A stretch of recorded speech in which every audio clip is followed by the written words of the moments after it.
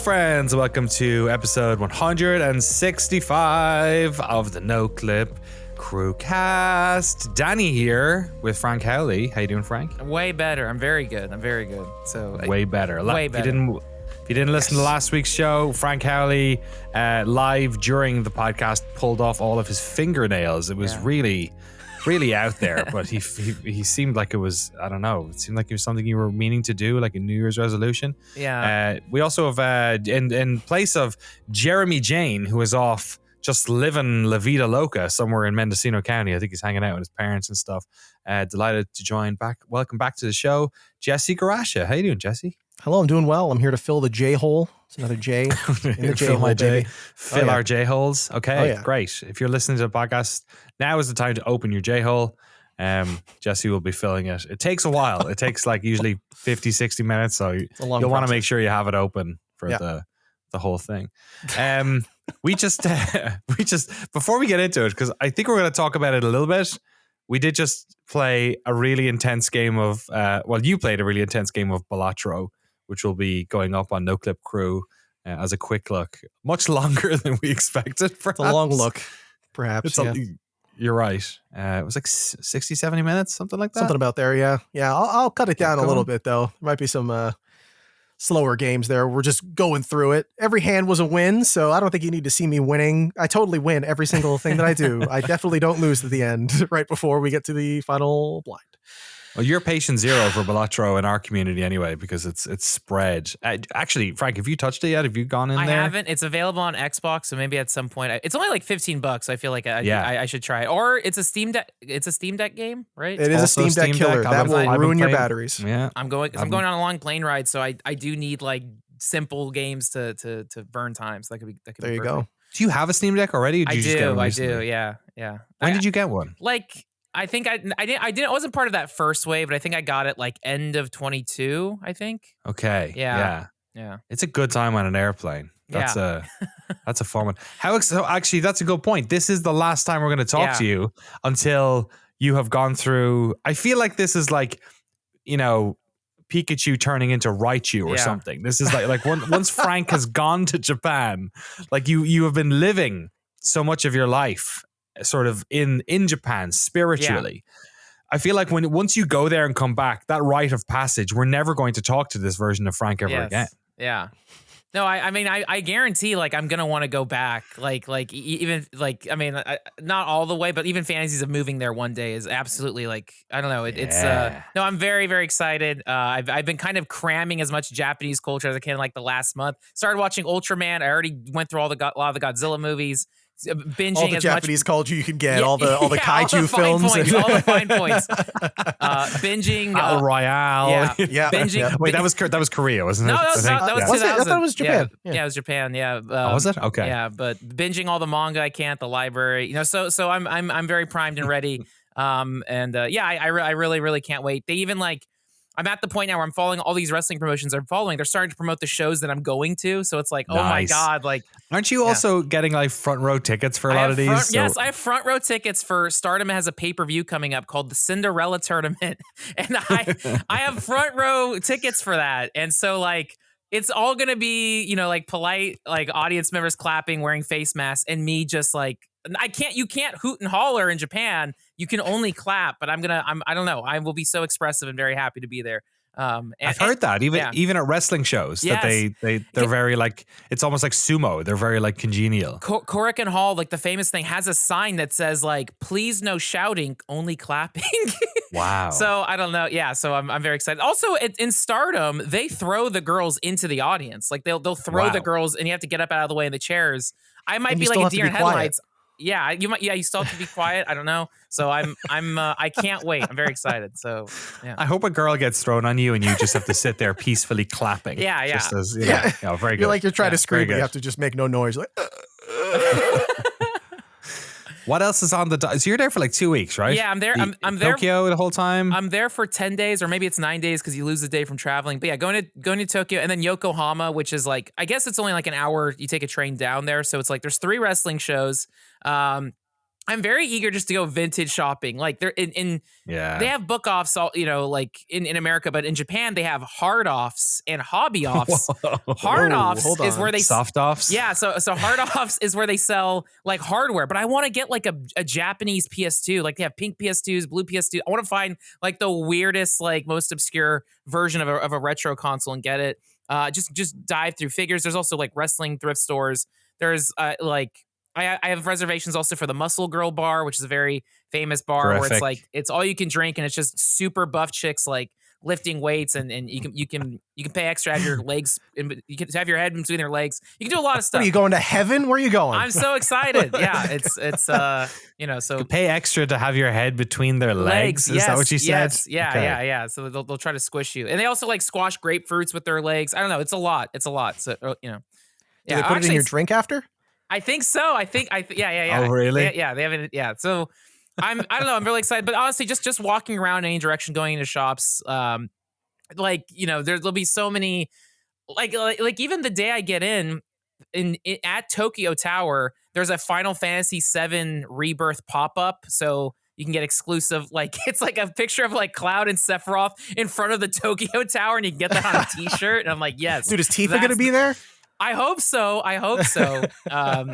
Legendary Irish cosplayer Peach Milky posted pictures of her at the Tokyo Tower Final Fantasy. Terrific. So I'll go anywhere she goes and buy merchandise. I'm very excited. She liked our quick look of Like a Dragon as well. Peach Milky did. So yeah we're the Irish based Japanese cosplayer realm, big fans of Noclip crew. Also, I think Sakura season is like happening as well, like in mid-March. So you're going to get some of those cherry blossoms too. It's going to be good stuff. That makes me envy. That makes me remember when we did the Final Fantasy 14 doc, and it just so happened to also be cherry blossom season. And man, it was just, that place is like, I don't know. You're going to have such a good time. I would say like 80% of the enjoyment that I got out of, and we were only in Tokyo. We were only there for like, I think maybe 5 days, maybe in total. It was pretty whistle stop. Was just like walking around and just like seeing, like, it's so weird to be in a place. And I've traveled a lot around Europe, and I haven't been to crazy far off places that much, right? But like when you grow up in Europe, you tend to like go to a lot of European places, and you're used to going abroad and it being like somewhat different, but largely the same, right? And it's kind of the same in North America as well. And then when I go in there, it's just like, every single inch of the place is like new and different. Like the way trash cans look, just silly things like that. Food. I had so much fun just like ordering, not knowing what the fuck I was getting, like half the time. Everyone's so chill. We lost a battery on the subway, and we had like 3 or 4 different like Canon shop people. Like the Canon headquarters helped us. A bunch of guys in this electronic district were like literally walking us to another shop to see if they could find it there. Everyone was like so nice. Man, you're gonna have such a good time. It's gonna be a blast. Yeah, I'm very excited. And then what's your evolved form? What's your? We'll call you Frankie Chan. Yeah, I don't know. I guess it's like Frankie Chan is like the younger thing, Frank San, but I don't know. Oh, Frank San. There we go. You'll be Frank Senpai when you get back. Yeah, I really like. But I'm already starting to tell friends if anyone else wants to go, any excuse to go back, because like I am so obsessed with Stardom, which is their wrestling promotion. They do shows like once a week in Japan. So it's like, if I just lived in Japan, I could see Stardom every single week live. But I watch it on the internet, which is just as good. But I don't know. I'm ready to go back. I'm already ready to go back. Noclip's ready to go back as well. We'll figure something out. We'll make that happen for sure. We are here to talk about some video games though. Once we give a massive shout out to our incredible patron Chans. I don't know Japanese things very well. Our our fans, our beautiful Battle Pass holders, Harry Flanagan, Battle Royale Games, Arno, Richard Matherson, James Brown, Jason Jury, Mark Rojas, Ryan Cobb, Tucker Morgan, Crimson Cyclist, Sven Huster, Pez, Tim Robinson, Forrest Pruitt, Eric Hamilton Schneider, Cameron Ladd, Zachary Snader, Alex Sharp, Alex Goucher, George Sakotis, Jacob Godserv, Tohir Tiliev, and Ryson. Thank you all so much. And all of the incredible patrons we have over at patreon.com/noclip. It is just insane to me that we get so much support and funding from all of you folks. I hope you've been enjoying our output so far this year. The Pentiment documentary is coming out pretty soon as well. We're doing a lot of work on the tapes and crew and all over the place. So, if you could see how hard all of us or all the rest of the team are working, you'd probably get that warm feeling in your belly. And we'll have a new patron show up in the next week or so. Might be a little bit later than usual, maybe because Jeremy's away this week, but we'll see. It's a weird month as well. I guess it's Friday is March 1st. God, how was it March already? That is where'd the time go? That is deeply upsetting. I will say the amount of good games that have come out, though, we have had no shortage. Usually it's slim pickings when you hit the new year. But thanks to a bunch of really great, predominantly indie games, there's been loads to talk about. Today we're going to talk about the Godzilla PS3 game, which Frank has finally managed to get thanks to one of our patrons, which we'll talk about in a second. Shout out to Archiver.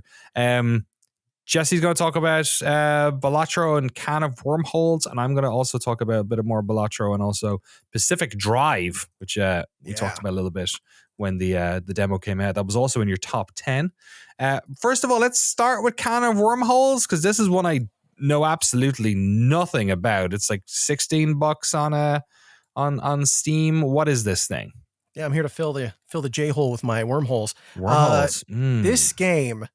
So Can of Wormholes, I had not heard about until the story is so weird. So yesterday or the day before, there's this website called Thinky Games, and their whole thing is they just review like puzzle games. Okay. So just whatever's hot, whatever's cool. They played a ton of them from last year. They had a jury of people who put out their top 10 of the year. And I was thinking it's going to be Cocoon, the game that I enjoyed last year. How could it not be Cocoon? I liked it. And Void Stranger, I've heard really good things about. And Jeremy was talking about that on the pod a little while ago. So I figured it'd be that. I click on the list, and what do I see? Can of Wormholes. And I'm like, what do you mean? This was their best puzzle game. This was their puzzle game of the year. Okay. They gave it so many awards. They gave it Game of the Year. They gave it Most Challenging Game. They gave it Best Aha Moment. They gave it. Oh, those are the big awards that it won. But like those are the kind of what you want from a puzzle game, I feel like. And I went to look at it on Steam, and I had already wishlisted it for some reason. And I was like, I'd never heard of this game before. That's how good I am at this. I don't even remember wishlisting these games. When you're sleeping. Exactly. In my subconscious, I'm remembering all these fantastic games. So I was like, okay, I'll pick it up. It's $20. I need to see why they put this above so many other fantastic games that came out last year. Oh my goodness. Can of Wormholes is so cool. This is a sokoban puzzle game. What's sokoban mean? That's the block pushing. See, I'm bad at the game. Japanese thing. You're learning a lot today. Got it. Yeah, block pushing. So what you're doing in this game is you play as a can whose legs are like worms, and you're walking around in these arenas. You're sort of in like a tunnel space, I think is how I would describe it, with a bunch of hallways that are connected. And in each hallway, there are like 3 or 4 puzzles that you can solve. That are the sokoban puzzles. You throw a ring out of the head of your can into these circles on the ground, and then you enter a sokoban puzzle. And these puzzles are like some of the hardest puzzles I've ever done, period, but especially in a sokoban game. They are so inventive. The Steam page says there's about 100 of them. And each one has a totally different puzzle to it. In this open world where you're the can, you can kind of go to different puzzles. Like if you can't do one, you can go to another one kind of thing. Exactly, yeah. So each area is sort of gated by a door that has a certain number of things you need to finish. You don't have to do all of them in an area. Just do the ones that you understand or that you have enough time with, and you can move forward. It is cool if you finish all of them, to be fair. I think you should. They're all really good puzzles, and each one has a different thing. It's just really tough. So when you're doing the puzzles, you're playing as a worm in the sokoban thing, and you have a specific length to you. You sort of move around like you're playing Snake. Yeah, it kind of looks like Snake. Yeah. The screenshots kind of look a little bit like Snake, but just like you're not constantly moving, I guess. Yeah, exactly. So when you, like Snake, when you go to turn, you can sort of turn into yourself. You don't eat yourself and kill yourself. Luckily, you can undo things. It is a puzzle game. It's pretty forgiving despite its challenge. So you can undo and reset the board really quickly. But the tough and interesting and cool thing that I wanted to bring this on here for are the puzzles are so inventive. Each one, like I said, has its own different unique mechanic. So there's something new with every one that you do, something new you need to learn about the positioning, something new you need to learn about how to fill up the areas. Because like the solution for the puzzle is typically land your worm inside of a specific length thing on the sokoban map. So it's like a hole, you need to land in it. Once you've the right length, you finish the thing, you move on. You can adjust your length with these small pellets that are on each sokoban thing, and then you get to the right length, you fill the hole, you move on. Then they introduce new things. Like I just found that there's these longer sort of preset worms inside of the thing, and then you can move them around. I won't reveal something else cool that happens with them. I feel like trying to explain how this puzzle game work is like an exercise in madness. I'm like looking at a video of it and listening to your words, and I'm like, I don't know how you'd explain this game, but it looks neat. It's really confusing, but it is genuinely one of the hardest things I've ever played. I think the way that they pile on interesting mechanics on top of very simple sets of systems is super cool, because it's one button and you just use the D-pad to move around like a typical game in this genre. But the way that they have you interact with the pieces on the board is so incredibly smart. There are moments, multiple moments. I have maybe played 3 hours of this game. Multiple times I have gone, what do you mean? Like really loudly. I was playing on Steam Deck last night. Runs perfectly on Steam Deck, by the way. Great game to play when you need a break from Balatro. And you like, oh my God. It's perfect for that because you can physically turn the screen as well, which helps with solving the puzzles. So this, one of the things that comes to me a little bit on this is like, is this a puzzle game person's game? Like, is somebody are you into difficult puzzle games? Are you into Typically, this no. type of thing? Typically, no. Okay. I loved Cocoon because it was so straightforward, because it was very like, yeah, like you guys said, it kind of plays itself. Closer to the end, it's a little mind bending, but it's still very straightforward. Like there's only one thing to do here. Typically, there's only one way to solve a puzzle in Can of Wormholes, but the puzzles are really, really hard. And hard in this way that like doesn't feel, it's not execution challenging. I feel like a lot of puzzle games tend to be tough because it's hard to pull off the positioning and like you got to do a very precise thing. It does kind of feel like that at times, but the challenge is just wrapping your head around the mechanics of the world, what you're allowed to do and what you're not allowed to do. And what's funny is because each one has its own unique mechanic, I was like, that has to be not just tough from a programming perspective of like, how do you do that and make it work, but also how do you present the player with that many new things to do without being too confusing? So this game has a hint system, and the hints are not like, it shows you the path or like it tells you what it is. The hints are puzzles. So when you go and you hit start and you go to gain insight, which is how like they do their puzzle system, it gives you a small sort of very straightforward version of the mechanic that they're trying to teach you in the puzzle. Oh, that's very, very cool. That's very cool. When I did that the first time, I was like, I cannot believe that. Yeah, I've never seen that either. I've never seen anyone do a hint like that. Did you say it was the Thinky Awards? The Thinky Awards is how I found out about this. Yeah. Did you find the Steam page that they had? Because that's they have another page as well. But I saw on Twitter, I follow a couple people that were on the jury for this. Cool. We should include that in the show notes because they had, as you said, it was Can of Wormholes got Game of the Year. Talos Principle 2 won the community choice, and then there's actually a bunch of games we've talked about on this podcast here, like Void Strangers here, Chance of Sonar. These are all ones that were in the runners up. Cocoon, of course, Shadow Gambit, which I only talked about last week, oddly enough. Storyteller as well. So there's a bunch of interesting game here, and as you said, it's the one that won out over all of them. Sorry, I cut you off. What were you going to say? No, it's just last thing about the game. I was a little on the fence about bringing this on the pod. I thought it was cool. I thought the puzzles were really hard. There was other stuff I wanted to talk about. We're going to talk about Balatro and stuff too still. Of course, we have to. But this game, again, I will not spoil it, did something. I just did it. I like 5 minutes before we hopped on this call. Was this the aha moment? This was one of the aha moments. I have had 3 or 4, but this was the one where I was like, oh, I'm playing this game. Okay. All right. Like, it does the thing. Holy crap. I'm like 15% of the way into the game. I cannot believe it just did that. Okay. And there has to be more. This is phenomenal. This has less than 200 reviews on Steam, by the way. It does. I saw shocked. They're very positive. Can of Wormholes. It's $15.99 at the moment. I think it's $20 usually. It's minus 20 off. There's also a pack that it can come in called the Great Grids. So if you're into this type of stuff, one of the games is Railbound, which I actually did play a lot of last year. I don't think I ever talked about it on the podcast, though. I don't think you did much, but I remember playing it as well. It was pretty cool. It's a fun game. Beautiful little isometric sort of train track puzzle thing. It's there with a bunch of games. That Can of Wormholes, Taji, and Paquette Down the Burrows, which I've not heard of, but they all look very interesting. So just another example of all the fantastic games that you may or may not ever hear of that are out there winning awards. Can of Wormholes. I'm going to check that out. It looks interesting. We will talk about Balatro in a second, but first of all, I want to talk about Pacific Drive. Have any of you guys played any more of it past maybe some of the demo stuff you did? No, not yet. No, just the demo. Okay, cool. This game is special. Yeah. This game is doing some very interesting things. Let's hear it. So I was interested. We talked about it a bunch. You know, we talked about it at PAX East. I had a little demo there. I played the demo when it was in Next Fest. Jesse obviously included in his top 10 games of Next Fest video on Crew a couple weeks back. I saw somebody explain this, and I'm hot coming off of. I just interviewed the creative director of this game for our new podcast, Dear Dwyery, which is basically just me interviewing developers. So I'm coming hot off that interview. It'll be up. That podcast will be launching in the next month or so in March. How do I explain this? I saw somebody on Twitter saying that the loop in Pacific Drive is knowledge. And it made me feel like such an old person, because that's kind of what all games used to be.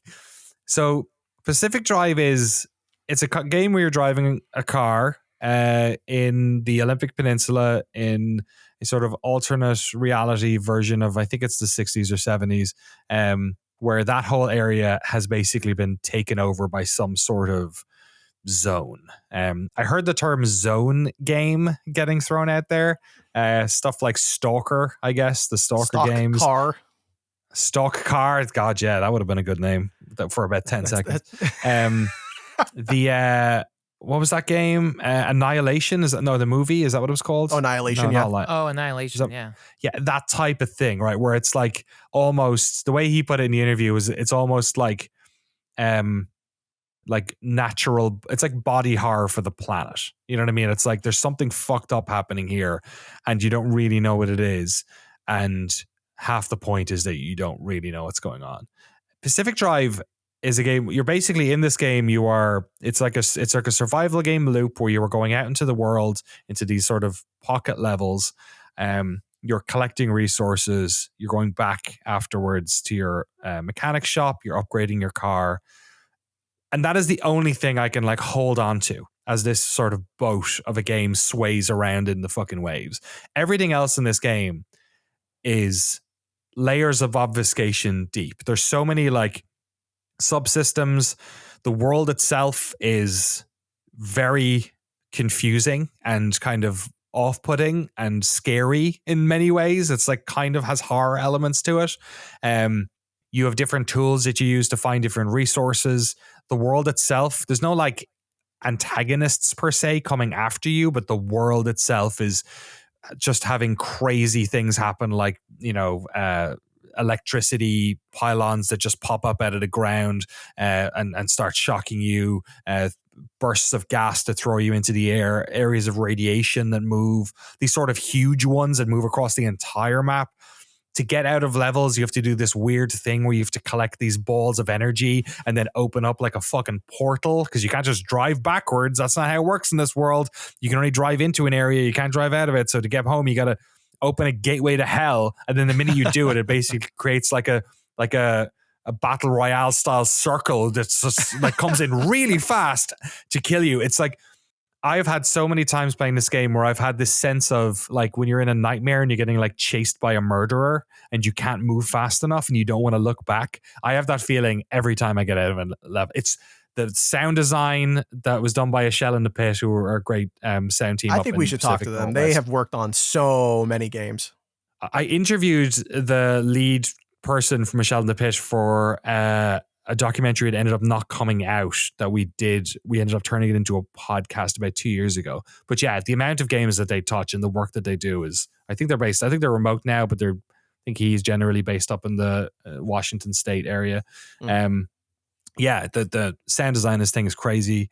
And what I love about it is like, you know, I'm 38 now. I talk about this a lot where like I play a lot of games and it just feels like, oh yeah, it's one of those, or it's one of these, or this is how this works, or that's the meta, or this is the loop. This game is so like, I don't know, it's so idiosyncratic, and also you barely have enough time to like think about things. I'm constantly like, oh shit, I need to run away from that, or oh shit, I'm gonna go look at this thing, or you know, there's loads of, it's so hard to talk about giving things away, but like there's lots of like things in the world, and the way in which you figure out how anything works is you just fuck with them. Like you just try and, you know, I'll throw something at that and see what it does, or I'll crash into that and see what it does, or I'll, you know, and then you learn, oh, that's how this thing works, and that's how this thing works, and I wonder if I combine that with that and this with that.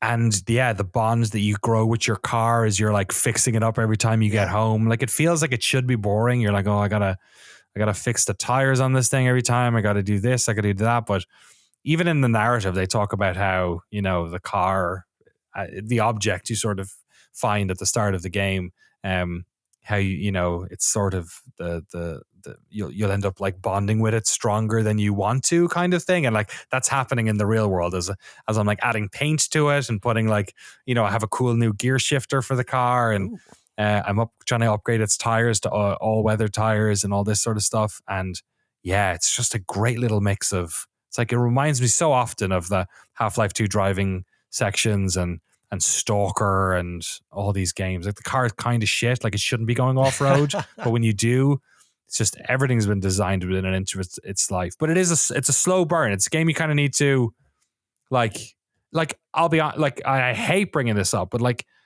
the way people, when they were first playing Soulsborne games before anyone knew what the formula was, where you just had to, you'd somebody tell you. This is why it took like 4 games for people to really like get into these games.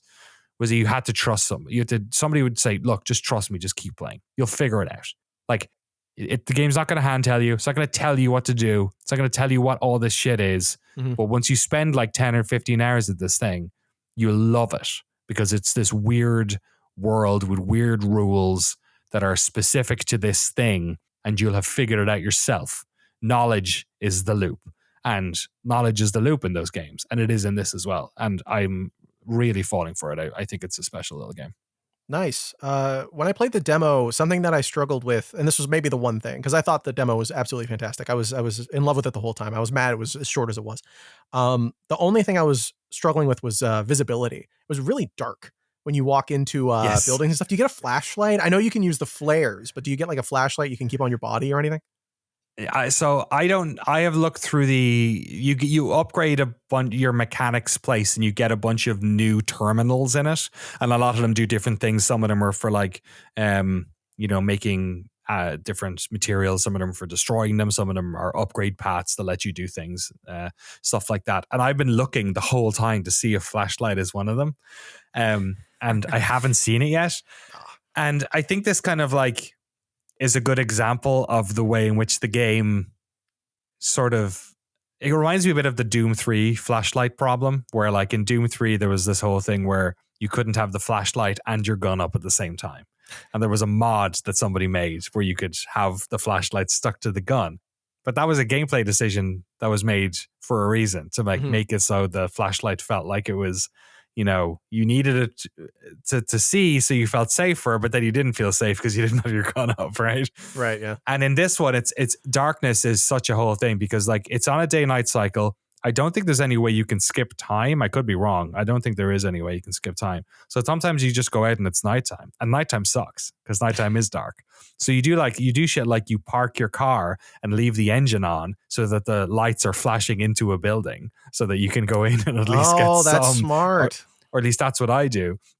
You know, when every time you get out of the car, you have to like, you know, put it in drive, turn the key. Sometimes you'll forget to put the car in park. You'll come back and it's rolling down a hill. You'll turn the car off, or like you'll be scared to turn the car off. And I'm like, is this burning gas? And then sometimes you'll be running away from some shit that's about to happen, and you turn the key to turn it on, and it doesn't quite turn on fast enough. I had a situation happen. I was hours into the game and didn't realize you could turn the radio on, and then I got this weird electrical storm thing happened and shocked the shit out of my car. My car is like beep, beep, beep, beep. The horn's going off. It's turning left and right in the wrong direction. It's going mad. And then the radio turned on and like this funny song started playing, like the whatever song was on the radio at that time.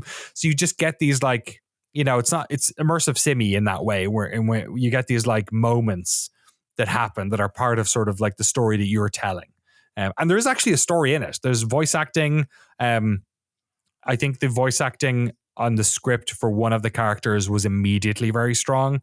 There's a pair of other characters that took me a while to get used to them. One of them has Abbott and Costello in the background, and you're talking about the main sort of female character that's talking to you and giving you advice. She's awesome. Yeah. She's terrific. The other two guys, I think because the guy had like a cheesy New York accent or something, it took me a little while to get used to. Now I'm fine with him.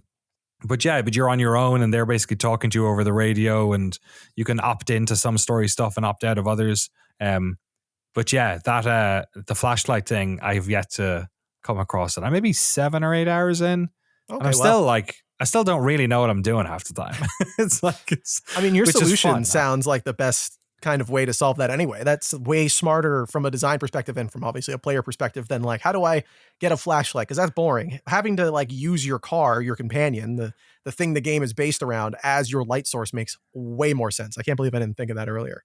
I bet somebody's going to say, oh, you just press F and the flashlight turns on, but that's kind of my feeling with the game. Is like, for a while I wasn't quite sure what the flares were for, and then you get a flare gun and I'm like, okay, flare gun. Like, am I signaling somebody? Am I using it as a projectile weapon? Am I using it to light things? And then to find out, you just have to fucking go do some stuff. Like, I'm sure you can look up a top 10 things you should know before you play Pacific Drive, like early game info, all that. And I'm sure there's a wiki popping up and all that stuff. But like, just fucking around that way is interesting. I will say as well, because it is a run-based game, and I will say it doesn't really feel run-based at the start. It feels just like kind of level by level. Yeah. But you can't save. Once you've gone into an area, you cannot save. You can only save in the mechanic area. And then once you're on one of those runs, it will save in between each level. So sometimes you have to go, 5 stops down the road or 3 stops down the road. So you'd have to go to the first level, basically drive through it to get to the other way, which is no meaty task because the roads are all fucked up. It's like post-apocalyptic in some ways, but there's all these like energies and storms and like, I don't want to spoil stuff. That's the thing. Like, some of them have like really weird things that only happen in this one zone, and you're like, what? I've never seen this shit before. Weather stuff and different like radiation and things like that. Different sort of things you have to prepare for and then figure out. And it's just like, it reminds me of when I started during COVID, when I got my Jeep, my Wrangler, and I started going out into the desert and doing like road trips and going off-roading and, doing overnight camping and stuff like that. And when you do that stuff, especially like somewhere like where Death Valley, where like you can easily, especially if you're on your own, I mean, it's actually quite dangerous. If you lose water, you can die very quickly in Death Valley. So having to make sure you have enough water is important, but then also having to make sure you have enough gas just in case you run out of gas, because if you run out of gas, then you won't be near a water source. And then you also have to make sure that you have like a spare tire, which thankfully on a Wrangler you do, but also like other bits and bobs, like a battery jumper and, somewhere to sleep. And you have this sort of cascading levels of security that you have. And this game is 100% about that, where it's like, if one thing goes wrong, you have to make sure that you have accounted for that maybe going wrong. Like if you blow a tire at the wrong time in this game, you got to make sure you've got an inflation kit with you so you can fix it. If you don't, then you might crash the car worse again and damage another part. So you have to like constantly be thinking. And then sometimes you're in a situation where like, oh man, I'm really in trouble. Like I can already see the next 2 things that are going to go wrong. I need to get the fuck out of here. Actually, wait, what happens if you die in the game? I don't want to say. Okay. It's not it's not. The game keeps going, and there's a penalty. Let's just say that. Okay. So you don't want to do it, and there's a little bit of a corpse run sort of thing that goes on. Okay. But it's tied into the story stuff a little bit, so I don't want to say too much. All right. But I will say I feel like you don't. It's not a game like that. It's not a roguelike, right? It's not a game you're dying most of the time. Like you should be not dying, basically. Unless you've wandered into an area, which you can do. Sometimes you can run into dead ends, and I did it just to see. Sometimes you go into areas and you're like, it's like that whole thing we talk about where you accidentally wander into Duskwood. The minute you've started in Elwyn Forest, and you're like, uh-oh, I'm not meant to be here yet. That can happen in this game. Like I've gone into areas and I'm like, I need to get the fuck out of here as quickly as possible. And sometimes that only involves collecting one of those little glowing orb things. Sometimes it involves collecting like lots of them. And you want to get out of there. And you're like holding on for bated breath. But yeah, I have a feeling it's a game that reviewers who had to rush through it probably won't have nearly as good a time as the people who will play it sort of at its pace for the next 2 weeks. And I wouldn't be surprised if in the next week or so we start to hear a lot more people talk about how cool this thing is. But yeah, it's a neato game. Nice. It's only $30 too. 26 actually at the moment on Steam. $10 off at the moment. I did not realize it was only $30 as well. That's crazy. That's a steal for $30. Yeah. That's kind of been the theme this year, of like having slightly cheaper games be like 90s and 80s on the Metacritic and OpenCritic sites, like Helldivers 2, right? Yeah. It's only $40. People want cheap games. I was talking to someone about this later a while back. Would Helldivers 2 have been a free-to-play game a year ago? Like it seems like there is a rush away, and this could have a lot to do. I mean, there was more firing, there was more layoffs this week as well, and there's probably more since this has gone up. And one of the things when I was at DICE that people were talking about is just the margins on AAA games are so small now. And we all talk about how like $60, $70 is a lot for games. And like, obviously if you do the inflation math, it's unbelievably low in comparison to what we were paying 5, 10, 20 years ago. And that has a cost to it because these games are getting expensive to make, all these 4K ones, especially with all this crazy big, production values. Art costs a lot to make. And the margins just aren't there. Like, what did Alan Wake came out? They said it sold 1.2 million copies. It's not very much. Like that, yeah, especially at $50, right? That didn't launch at a full 60 or 70. Oh, did it not? Yeah, I'm pretty sure it launched at $50 on Epic. Wild. Yeah, so then you're thinking like, how much did that make? Like, did that make like 70, 80 million or something? I mean, if it's take your 30% pound of flesh from Steam for all the PC versions that were sold, right? Oh no, PC's on Epic, which I think they get. Oh, you're right. Okay, so maybe don't but then. Still, so maybe that's how it works. yeah. So that's actually a good point. And then you're like, how much did that game take to make? And we know that what Spider-Man costs 150 million to make or something like that, or I forget. Don't quote me on that. So much. Like, it's not, it's we're talking about studios that employ hundreds of people. You know what I mean? Like sometimes, yeah. High hunt, yeah. If you're Ubisoft, right? And how did Skull and Bones do? Like, I wonder how that's a studio. It's 10 years of a studio basically. So yeah, I don't know. It's funny. Like Helldivers is one where I'm like, oh yeah, like do you just charge now and get that initial investment? I guess the final still came out as a free-to-play game, so maybe there's still some logic in it. But that feels more because it's, I don't know, does it though? But it's so weird because Helldivers does too. Like the cosmetics you get from a currency that you get from doing missions, which is like how it used to be, but also it's not too dissimilar to how it works for free-to-play games. But instead of paying money, you pay with time and keep the game alive, right? Yeah, and I guess Helldivers doesn't feel like a free-to-play, or a live services game. Let's call it that, because it feels like there's enough there. I don't know. It's not cramming it down your fucking throat every 12 seconds. Whereas you open up I open up the finals. I'm sure I kind of remember, but like I always remember like getting Overwatch and being bombarded immediately, and that was a game you had to buy. Getting bombarded immediately with, oh, buy this skin, buy that skin, and I'm like, fuck, man. Like that's the thing that people don't like. There's obviously a science to it where like, oh, if you put it on the main menu, like 10 times more people buy it. but also 100% more people get pissed off. So is it worth it? That's how they get you with those red exclamation marks or whatever, right? Like in the finals, it's like, oh, equip your new t-shirt, and you click on the thing and there's like 900 t-shirts that cost $5. And where's my free one that I just got? Where is it? Where's my cheapo Costco? Where's my Kirkland t-shirt? shirt? Yeah. But there may be something to it. I mean, here we are gushing about a game that's $30, and we'll talk about Balatro in a second again, which is 15. So yeah, it's crazy. We haven't gotten the most expensive game to talk about this week is the fucking Godzilla game. Frank's going to talk about in a second. Let's quickly talk about Balatro, just because we did talk about it last week, and obviously with the quick look going up. What have you've played a lot of it now, Jesse, right? It still has the appeal to you, sort of how many, a dozen hours in or however long it's been? Let me look. I said 12, I think. It's 34. What? How did I play that many hours? Left your computer on, did you? I don't think so. I think I just have a problem, man. What am I up to? I'm up to, I have 7.5. Okay. Dude, that's one charge of the Steam Deck, to be fair. So that could just be one long run. Yeah, you know what? Balatro is just the greatest video game ever made. It's, you know what? It's so hard for me to talk about it without me being like, I don't know. If you can stomach cards, if you can, like, looking at a pack of 52 cards doesn't make you want to throw up, this might be one of the greatest video games ever made. Making numbers go big is what everything is about. When you break it down on a fundamental level, shooting things in a shooter is making big numbers pop out of things. Sometimes they're visible, sometimes they're not.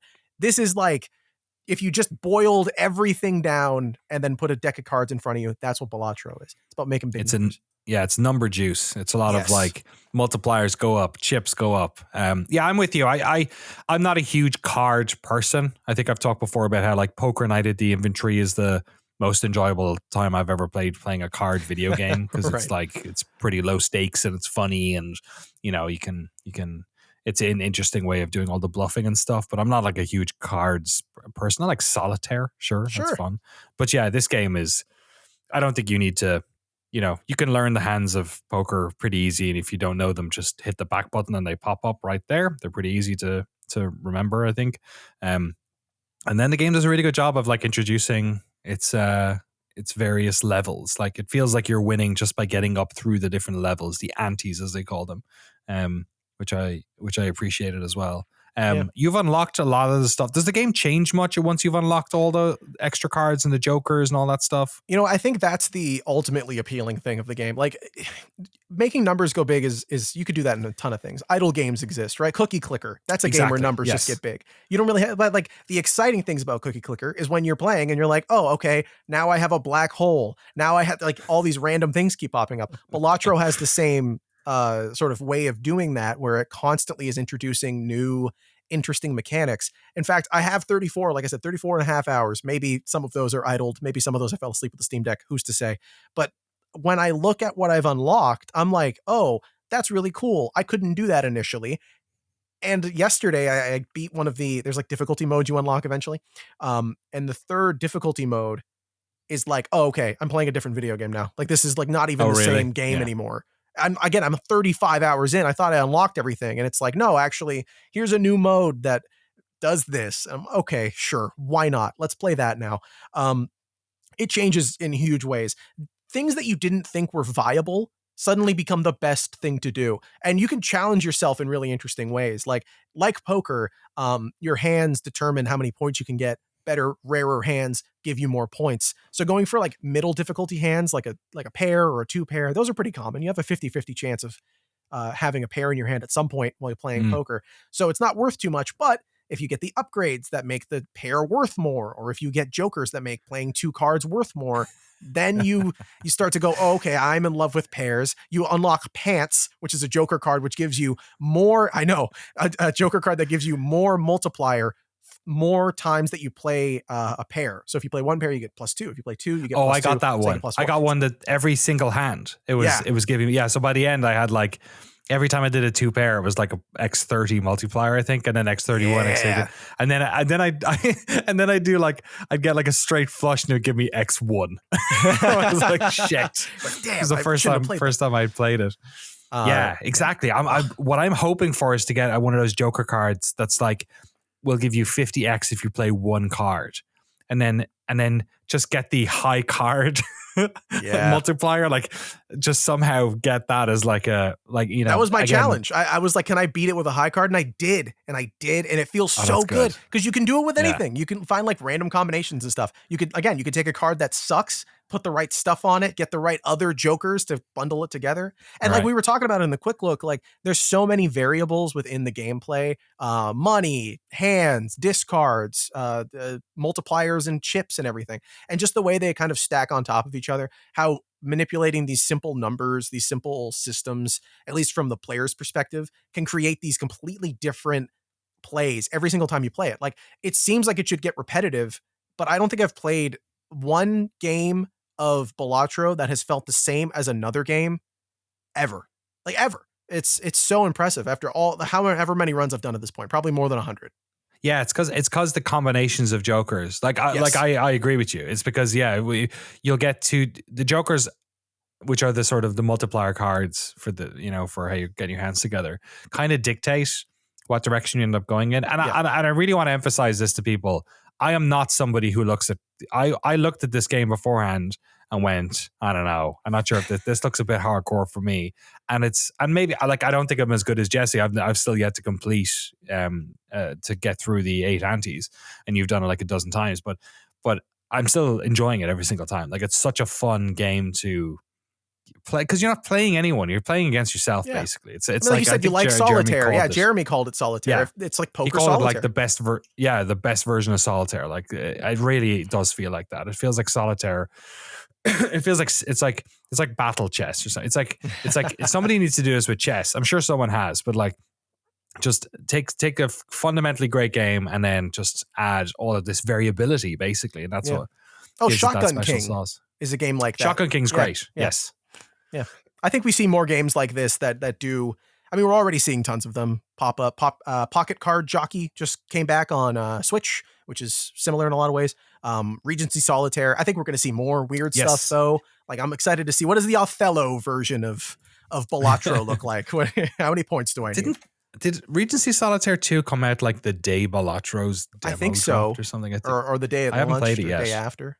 Yeah, February 22nd. I got to give that a go at some stage as well. Yes, but I would say, unfortunately, the demo is now gone. The Next Fest demo they had out, I would say just go give that a whirl. And if you're into it, like it'll be the easiest $15 you've ever spent. Great soundtrack too. Oh my God. Everything. So juicy. Just so juicy. It's basically just one song, but it doesn't vary feel it like up it. a bit. And, no, it doesn't. It's a good time.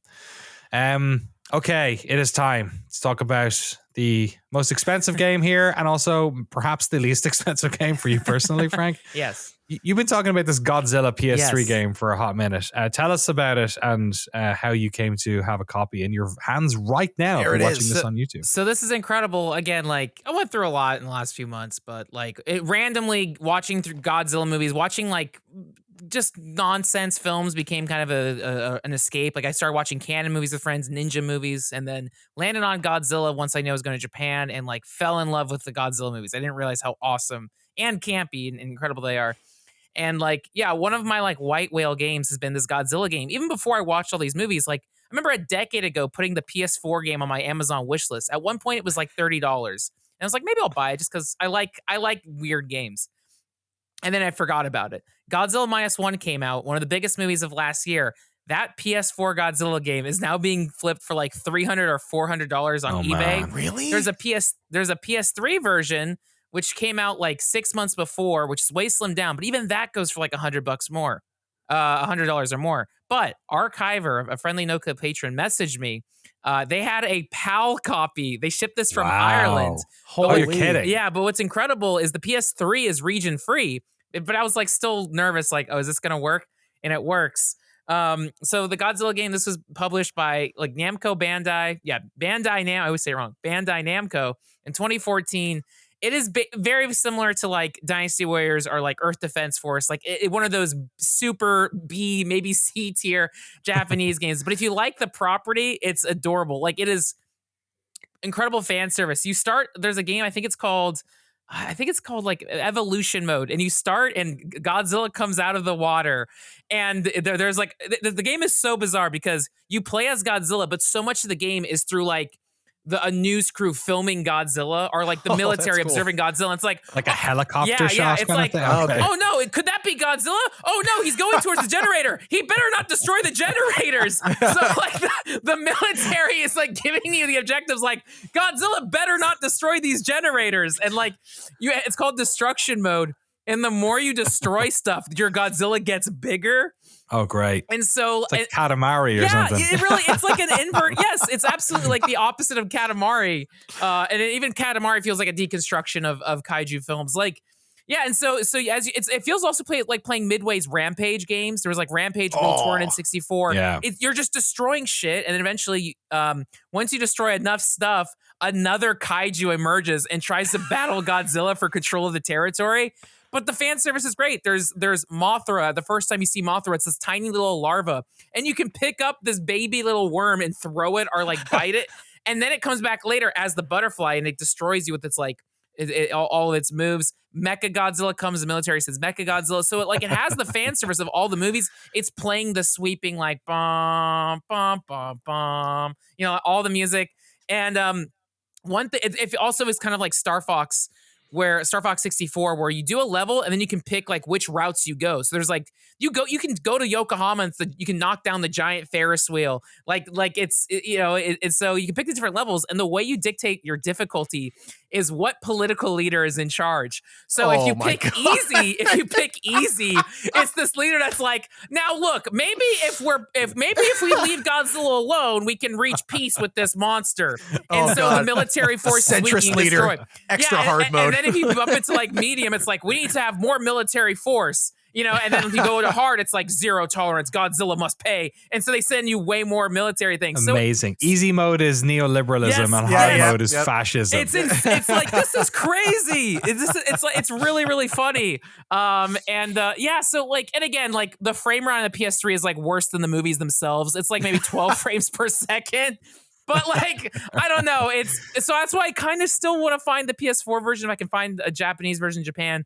But I will say, like, again, I always like, I don't know, couch these games in my own like category. Like I really do like Earth Defense Force Dynasty Warriors, games I played on PS3 and PS2 growing up, where it's just like, it's fun just to mash shit. And it's like, these are like arcade games. So the one cool thing with the PS4 version that's not here is in the PS4 version, you can play as the other kaijus. So now I'm like, I really want to. In this, you can only play as Godzilla, but you can still fight a bunch of other ones.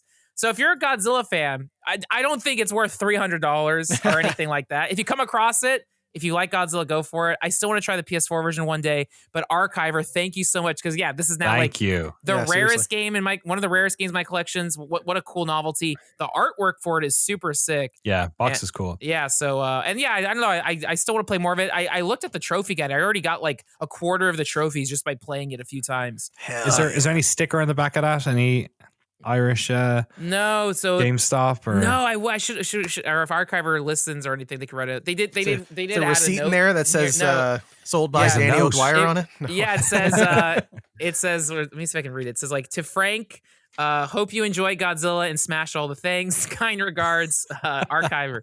So thank you very much. Thank you very much. Thank you, Archiver, for sending that so we could see Frank get so excited. I love how excited this game has you. It's awesome. The back of the box art is so plain. Oh, it says, become the king of the monsters, movie-like action and gameplay, battle against legendary monsters, and PlayStation features, leaderboards. Do you need anything else? Yeah. No. It's got Godzilla on the box. Yeah. That's it. Trophies, Godzilla, leaderboards. Oh, wait. There's the PEGI 12 rating, violence with the little fist. They should have put a Godzilla fist in there. It should be a claw. So this does have violence. Little baby Godzilla claw. Sick. Unbelievable. Godzilla on PS3, folks. Pick it up at your local eBay for a lot. Or if you have a very generous friend, ask them. Thanks, Archiver. That's very cool. Yeah, we'll have to do a video or something. Yeah, I'd love to talk about that. Dude, a whole series where Frank just plays kaiju games, please. Right. All right, we got some emails, Frank? Yeah, we have 3 emails. And again, if you want to email us, podcast@noclip.video, or within our Patreon, Discord, or the podcast chat channel. Our first one is from Tiernan Cuddy, writes in, how's the boys? I think I already know Danny's answer to this, but do you guys have a specific game you hold an emotional connection to in a way that particular particular game could move you to tears to think about, or a comfort game that has been there for you when you felt lonely in that. My guess for Danny is Monkey Island because of that Game of the Year contender conversation. And then I love the podcast and you guys. P.S. I saw an O'Dwyer delivery truck with a Laos registration. Is that Leash? Is that anyone you're related to? Leash. No, I don't know anyone in Leash. Most of the O'Dwyers are in Southern Tipperary and Cashel, I think. But yeah, hardly any. There's hardly any Dwyers or O'Dwyers at all. I was in a school of 1,000 boys and there was not one other. And bizarrely, my daughter is in a school with like 10 kids and she sits next to a kid with a surname Dwyer. But his family's from Australia. But you know, still counts. Yeah, what about you guys for this? I don't know. Monkey Island definitely was last year. I mean, if I go back in my, like, weirdly Half-Life Alyx might be. And I don't want to talk about it too much, but like when it came out, it was right around, it was a weird time to play it because it was basically COVID had just happened. The streets outside in San Francisco were completely fucking empty. I came into the office to pack it up and bring stuff home. And the last thing I did was it was a big open plan office we had in Emeryville, and I had the biggest Steam VR setup you could possibly have because it was just a big room and we'd emptied everything. And I played that game basically over 2 days, and the ending of that game is fucking insane. If you are a Half-Life fan, it is like basically I don't want to say too much, but it is very relevant to the story of Half-Life 2 and the episodes. And that was really close. That was pretty fucking crazy because it was touching on, 20 years of playing these games basically all the way back to 1998. Yeah. In the same way that Return to Monkey Island hit for you, right? Because it's like going back and being like, whoa. Holy shit. I was thinking about for mine, there's so many that like stick out to me or that I remember really fondly. Like I remember playing Passage, that Jason Rohrer game, like indie game from a long time ago. It was the first one that made me go, oh, video games can like be about stuff. I think the one that probably sticks out the most for me now though is To the Moon, that game by Freebird Games. There's like a trilogy of RPG Maker visual novel experiences. I played the first one with my now fiance, at the time girlfriend. We like narrated the whole thing. And the ending, we were both like, oh my God, what? No, I'm so sad. It's just the conclusion is just so sad. The story's so sad. And the fact that we went through it together and like saw it was, whenever I think about that game, I'm like, man, feelings, dude. I've heard that about, I think Jeremy really liked that game as well, I think. Okay. I've heard people talk about it in those ways though. Like it was the story was pretty impactful. Yeah. Oh, yeah. So good. What about you, Frank? When it comes to that, I honestly just think of like my favorite games of all time and how they were all like kind of key like games I discovered in my developmental phases. Like even like Super Mario World as like a kid, like I don't know, 5 years old, just playing all through all of that. Like Street Fighter 2, and then like Tony Hawk 3 and like Vice City. Yeah. But like those games I played like, as a kid, like, through elementary school and the middle school, like those like 4 games specifically, I just remember just being in love with those games. That was like my language I spoke, was just playing those video games. And I think even when I think of these games, even like I mentioned Dynasty Warriors and talking about Godzilla, it's like, I remember just the experience, like to me, that's a VR game in terms of just like, I was so locked into those games. I didn't care about school or anything else in my world, just playing those games. I think that early escapism, whereas now when I play video games, it's like, I'm never that focused. I'm so like, there's so much stuff in my head, or even if I'm playing a game, I'm like, I should probably get an achievement right now. I can't like just be blissfully like in the zone with the game. And then like Super Smash Brothers, like 64, but Melee to me was like going to my friend Sam's house in like 6th grade, playing GameCube with all the kids in the neighborhood. And like, oh my God, like you can never recapture that kind of magic again. So yeah, and in terms of like core emotions, it's like, I don't know. It's just kind of capturing that magic of playing video games as a kid. And it really was all those early games like Street Fighter 2. Like even Street Fighter 2, I still like just the music, the sound effects. Like I have art on the walls, like those characters. Nostalgia, like, man. Yeah, cool. It's just purely that. But it's like, I don't know. I think that's why I still get hyped when there's a new Street Fighter, a new Tekken. It's like, oh, you're trying to recapture that magic. Like, Anything bringing you to tears though? I mean, I'm trying to think. I'm sure like the first time I played Last of Us, I think I cried. Metal Gear Solid 3, Snake Eater, the ending fight with Snake versus Big Boss was like, but nothing with that combination of nostalgia. Yeah, that's bringing you. Yeah, I don't know. And I'm not to you say don't I'm cry a at Tony robot. Hawk when you smack into the ground. You're like, no, I don't know. when you unlock Bam Margera. Yeah, I think part of me is also Why is he like in this game?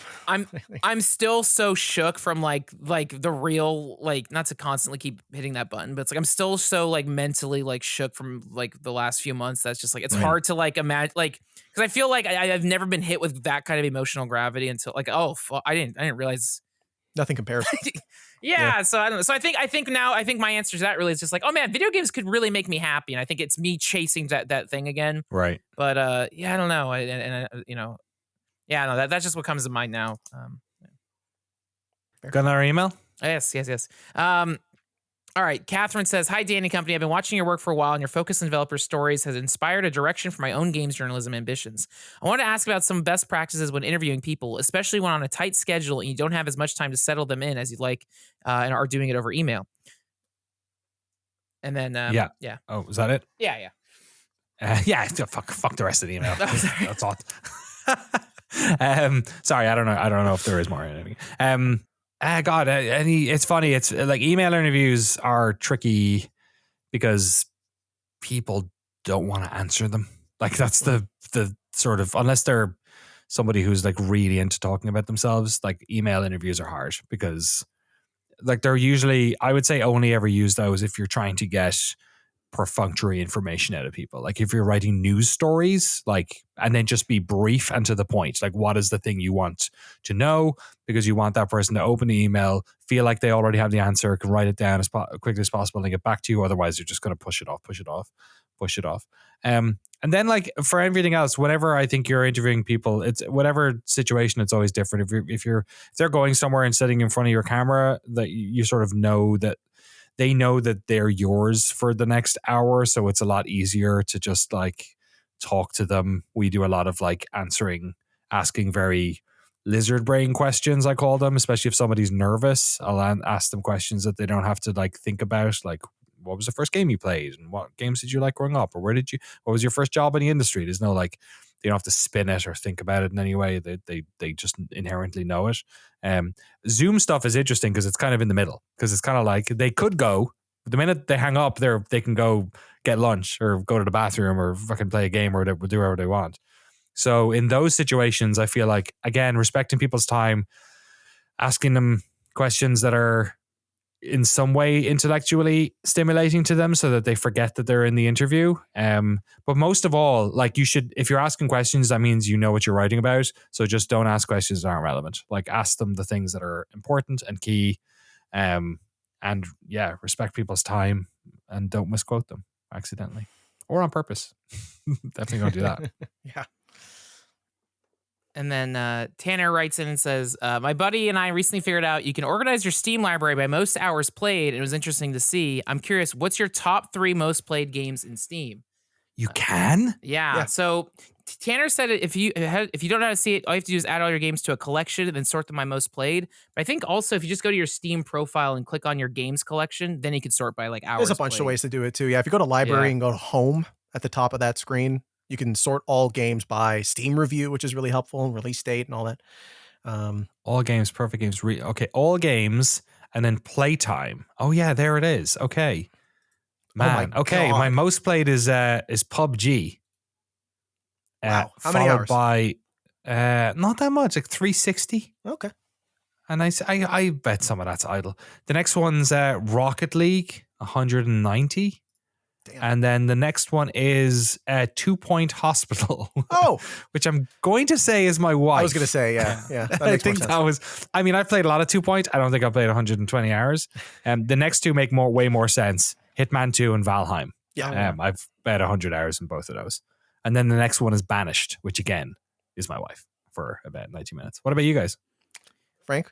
Yeah, I don't play PC as my like primary thing, but my number one game played on Steam is VR chat, and that's because during quarantine COVID, I did a lot of this on Twitch also, but like that's where people that became conventions. People would just go on VR chat and you'd find the weirdest stuff. Like it was such an insane. I don't know if the magic is still there anymore, but during quarantine, like every night, friends and I would just go on VR chat, just trying to make ourselves laugh and find weird internet communities.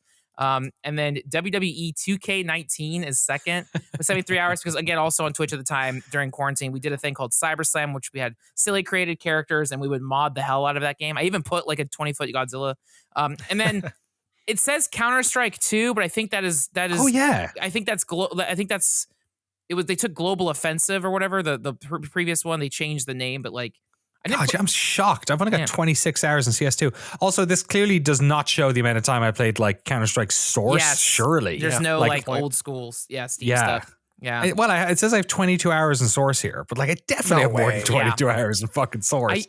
I used to I don't know when they were collecting. I used to use Xfire to log my hours. I think at one point I had over 1,000 hours in World of Warcraft and maybe like probably 400 hours in Counter-Strike Source. This was in middle school, you know. Yeah. I wonder when they started because even my Half-Life 2 says 18 hours. Yeah. And like there's absolutely I used to complete Half-Life 2 every year. Like, and that presumably took like 8 or 9 hours at least. So I guess it's not. And there's no World of Warcraft on here, obviously. No, yeah. Also, it's funny, Rocket League, my main Rocket League machine was PS4. So I played it on both, but I probably have twice as much as that on PS4. I know on PlayStation, I don't know if you could sort by time. When you look at your trophies on PlayStation, you can see the hours played. And I think Fortnite, I have like over 400 hours, which is like, but that makes sense. It's like, that's again, the quarantine loop. A lot of Fortnite. Yeah. Thanks for all the emails, folks. Podcast@noclip.video. If you have any more of them, send them on in. Mine was Marvel Snap, by the way. Oh, sorry. I totally skipped over Jesse. It's fine. Sorry. What was it? No, go for it. What is it? Sorry, my bad. Marvel Snap. I have 771 hours Sicko. on Steam, which I did not download that game on Steam until very long after I started playing on mobile. So it's probably, I would guess, 1,500 hours total on that stupid, awful, amazing video game. That's why you're so good at Balatro. Yeah, it's just cards. Although, am I that good? We'll find out when the quick look goes up. Street Fighter 6, second one, 306 hours. Oh, cool. Which is crazy. Wow. I love that game. And then Dota 2, I have 280 hours. Oh, cool. I do not remember playing that game.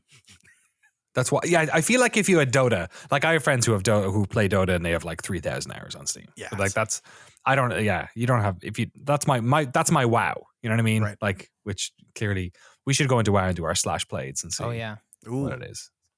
It's probably a year and a bit now at this stage. Sorry for that, Jesse. Thank you very much. Marvel Snap Sicko. I gotta represent.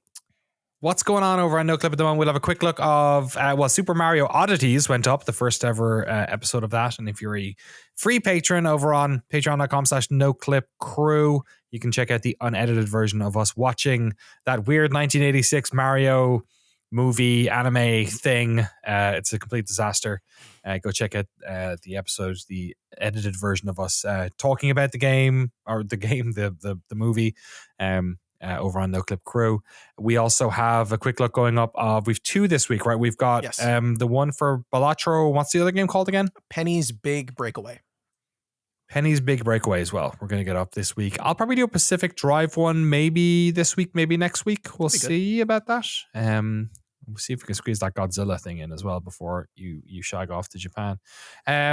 Pentiment still getting finished over around here. I'm trying to see if I can get a patron version of it up this weekend. It might be a bit of a squeeze.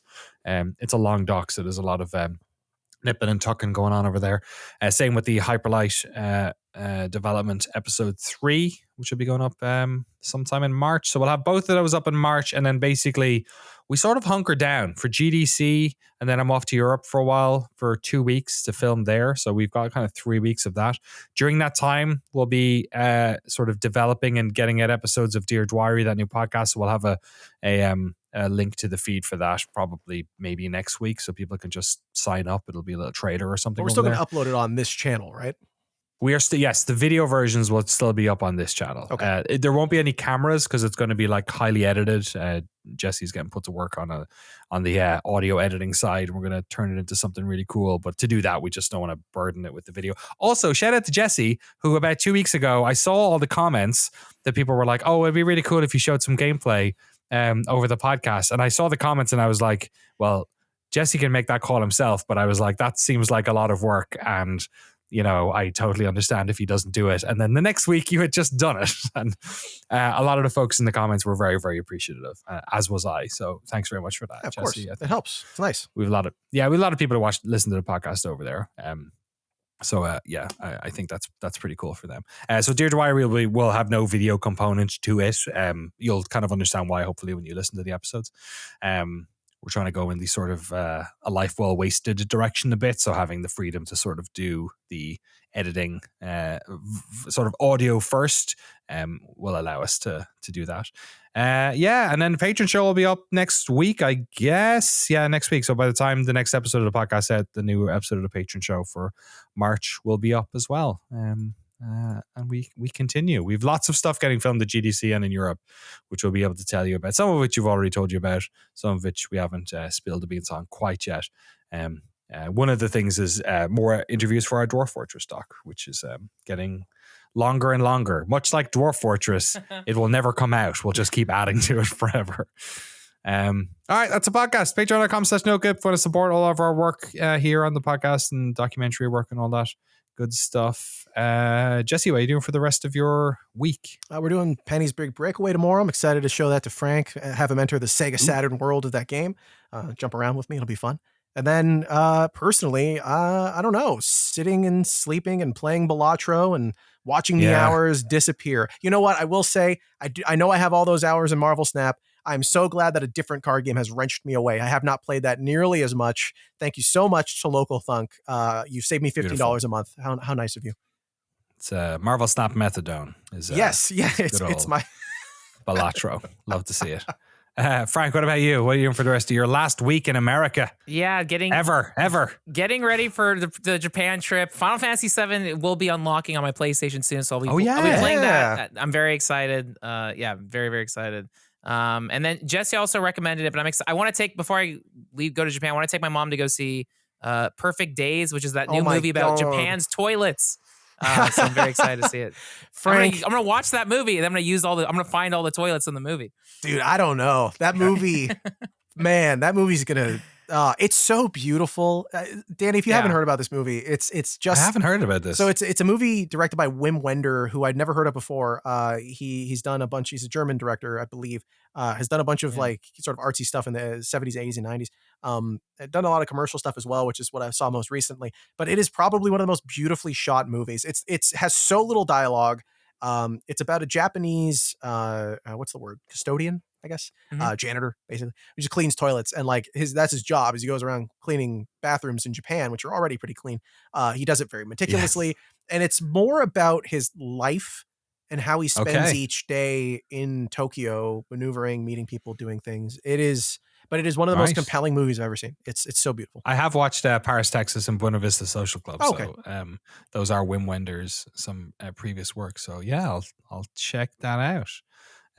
That's a good, that's what a lovely way to let your mom know what you're going to be doing while you're in Japan.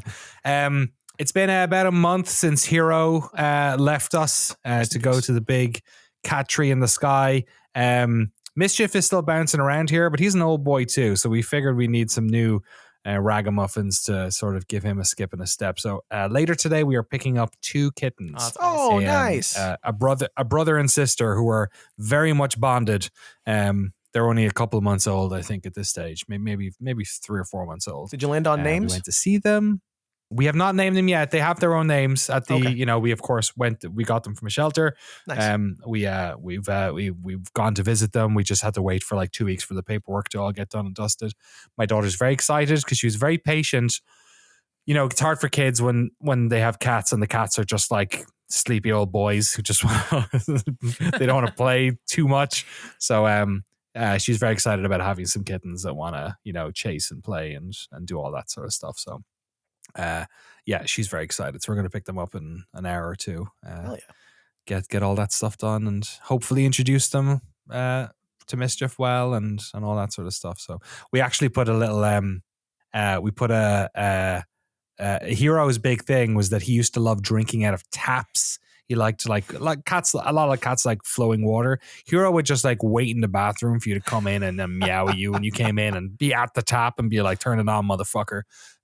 So for our garden here in his like favorite sunning spot, we got like a little water fountain that's basically just a bunch of like little water spouts to come down. So we were like, yeah, that'll be Hero's spot. So he's He's in our hearts and in our mind. And most importantly, his emoji is in our patron exclusive Noclip Discord. So if you want to shout out to Hero, go to Patreon like that.